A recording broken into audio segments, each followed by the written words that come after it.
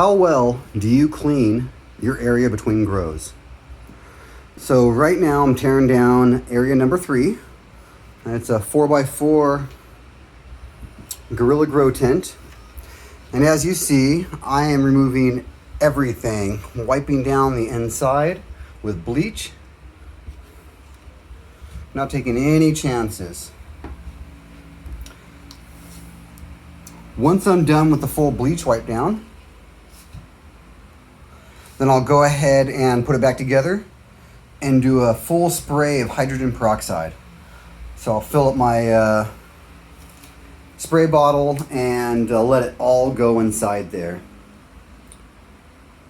Wiping down everything end to end, every last inch, including every power cord.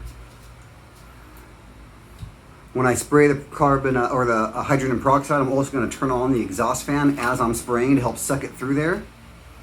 So if anything were happen to get in and live within the vents, those would be gone. I actually also stuck my hand in and did my full bleach scrub of the vent, and I'll also spray hydrogen peroxide inside there. Top of the lights, wiped all them down. And you can see, took apart the tent. I'm letting bleach sit down in the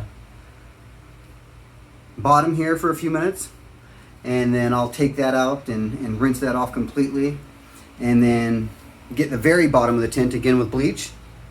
And then while this bottom is off, I'll do a full hydrogen peroxide spray underneath it, let it dry, and then do a hydrogen peroxide spray on top.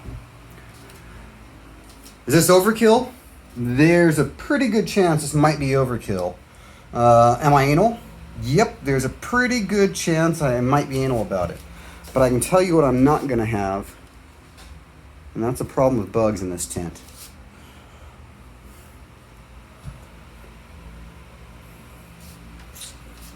So there it is, tearing it apart, making sure it's all clean. Wiping everything down. Old light. They should be a mom light. It's like 500-600 watts actually. True watts, not their BS marketing watts. I think it's like 2,000 of their BS marketing watts or something, but it's like 600 true watts. Anyway, I've got this bad boy though now.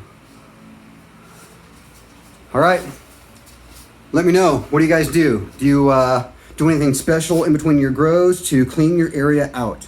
Were you not concerned? This is area number 3.